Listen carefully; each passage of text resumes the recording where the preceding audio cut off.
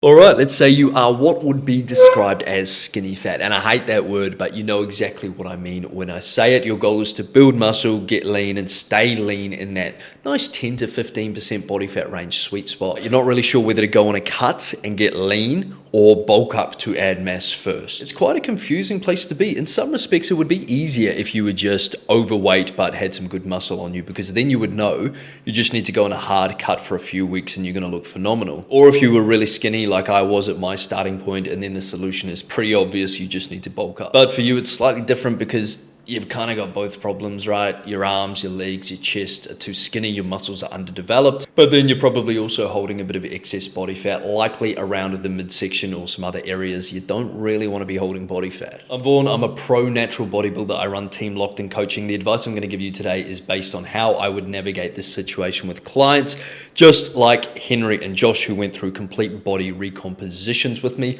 or Brock, who got completely shredded in 16 weeks. Step one is you need to figure out where you are on the skinny fat spectrum. So either you're skinny fat, like Henry was, not too much body fat, but definitely a layer of body fat covering the abs, and the muscles could definitely be more developed too. Through to Josh, who was pretty much bang in the middle skinny fat. There's definitely some excess body fat that could come off there, and of course the muscles could do with some more development too, all the way through to skinny fat where Brock was, a fair bit of muscle development, but definitely some excess body fat that we needed to pull off. Now, depending on where you are on the spectrum, your nutrition approach is going to be different, but no matter where you are, your training approach is going to be the same, because if you're skinny fat, doesn't matter whether you're skinny fat, or skinny fat, you have the same problem with your training. Your muscles are understimulated. Your training is ineffective. And if it was effective, you wouldn't be in this problem. You would either just be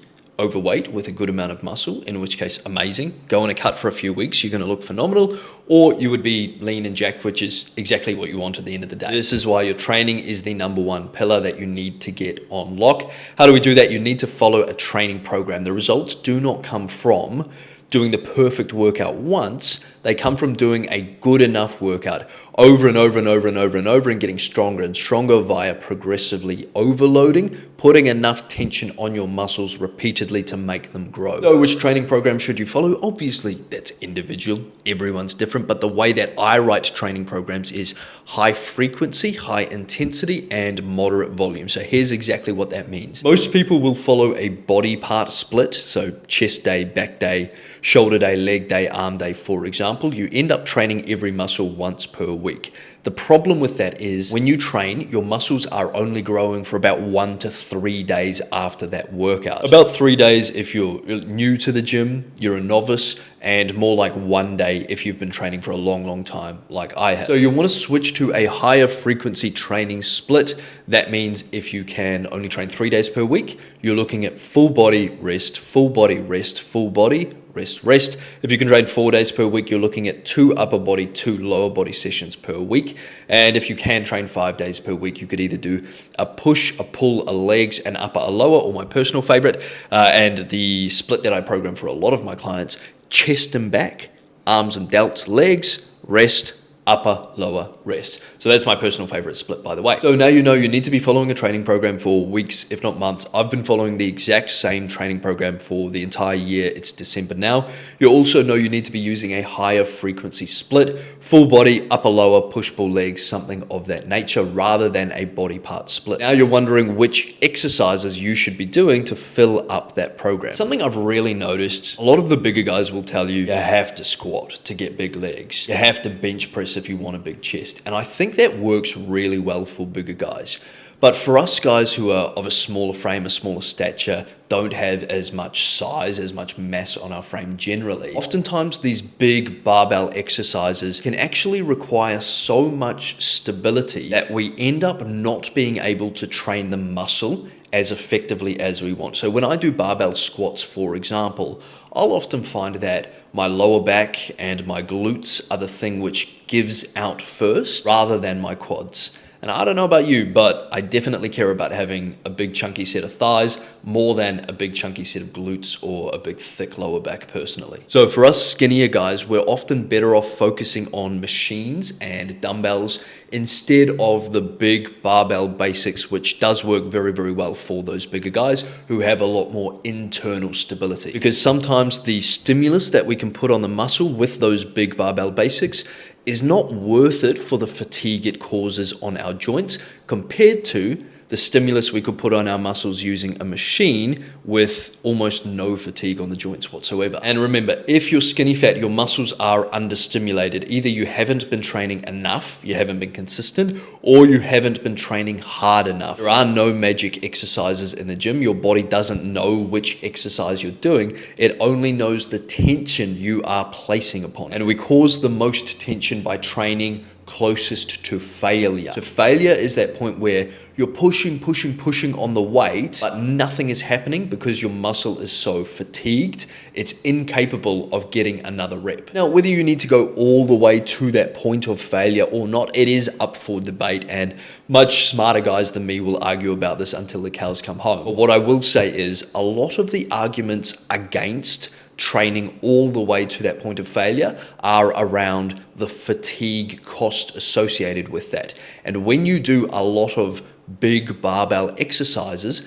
that is absolutely true. I don't know about you, but I have never actually taken a set of barbell squats to failure, true failure, in my life, because it's so difficult to do so. But when you train in the manner that I am recommending to you, where you do lots of machines, it's actually pretty easy to train the muscle to failure. You just have to be willing to push through the discomfort and essentially embrace the pain long enough to get to that final rep where you physically can no longer perform another rep. So now you know your training split based on how many days you can train. You know which exercises you're going to fill it up with, right? Predominantly machines, predominantly dumbbell work so that you can train to failure safely with a little bit of barbell work in there if you really love it. Now the big question, how many sets and reps should you do? You are going to do 2 sets per exercise. And that does not sound like a lot. A lot of my guys, when they start with me, will comment on that workout was too easy. It was only 2 sets per exercise. But once I teach them how to properly train all the way to failure, you'll quickly find that 2 sets is absolutely plenty when you develop your ability to push yourself all the way there. So when you're getting started in the gym or you're getting back into the gym, your main priority is your form, your technique, making sure you're lifting the weight safely so that you're putting the tension on the target muscle and not going to injure yourself. Next is your proximity to failure, aka your training intensity. And only once you've got these 2 things on lock do we then work on adding more volume. So start with 2 sets per exercise. Really make sure you develop your ability to train to failure. And then after a few weeks, if you're sure you need to add more sets, feel free to go to 3 sets per exercise. When it comes to your reps, your rep range, you are going to find a weight that you can safely hit that failure point within 5 to 9 reps. And that might sound very low, but remember,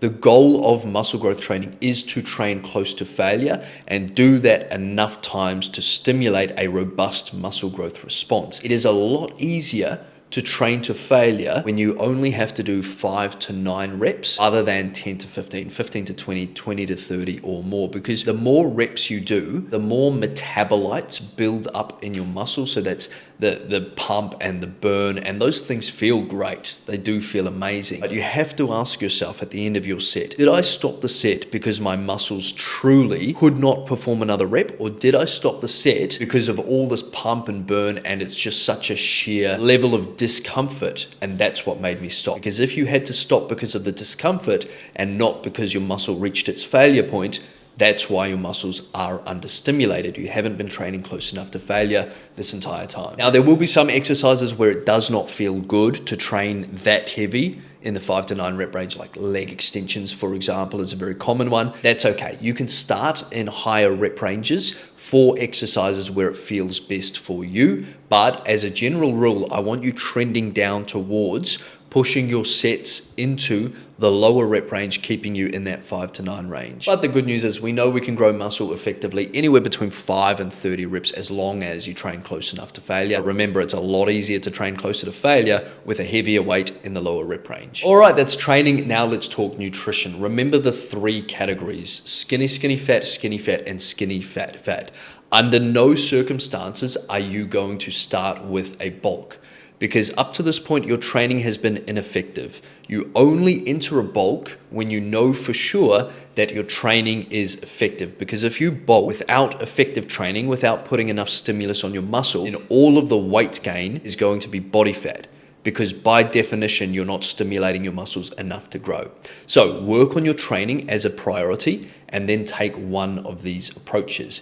If you're on the skinny fat side, what you can do is go through a body recomposition. So this can either be a maintenance level of calorie intake or even a slight calorie deficit. Henry dropped 5 kilos in 18 weeks, which means we've had him in a pretty small calorie deficit across this time frame.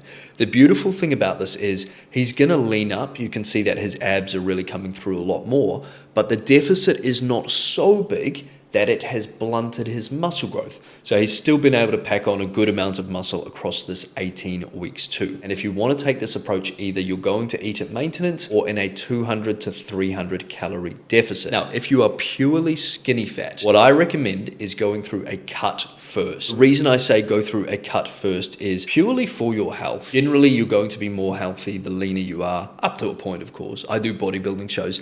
They're not particularly healthy, but up to a point, leaner will be more healthy. Also more likely to build muscle starting from that leaner point, simply because you'll be able to gain weight for a lot longer, or you get to an unhealthy level of body fat again and just need to go through a cut. So Josh, for example, went through a 12-week cut, a 6-month bulk, and then another 6-week cut. And you'll notice the second cut was a lot shorter than the first cut. And that's because we were able to keep him a lot leaner throughout his building phase, bring his calories up much higher, and you're just better at doing it the second time around. And you can probably guess by now if you're on the skinny fat side of the skinny fat spectrum. Again, I hate that word, not trying to offend you or anyone, but you know exactly what I mean.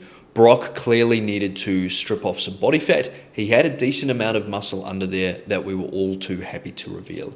So we went through a relatively aggressive calorie deficit, looking to drop around 1 kilo per week. He ended up dropping 15 kilos in 17 weeks, which is the perfect run rate to reveal an incredibly lean, brilliant physique under there. Now, of course, there's more to it. You know you need to be eating more protein. You're probably not eating enough protein. You know your sleep could probably be better. That could be more optimized too. I'm sure you could be eating healthier, which could help as well. But I hope this gives you a game plan of where you should focus on next, regardless of where you are on the spectrum. It's your training that is the thing missing the most. And once you've got that training on lock, then you have the ability to decide whether you would like to go into a cut.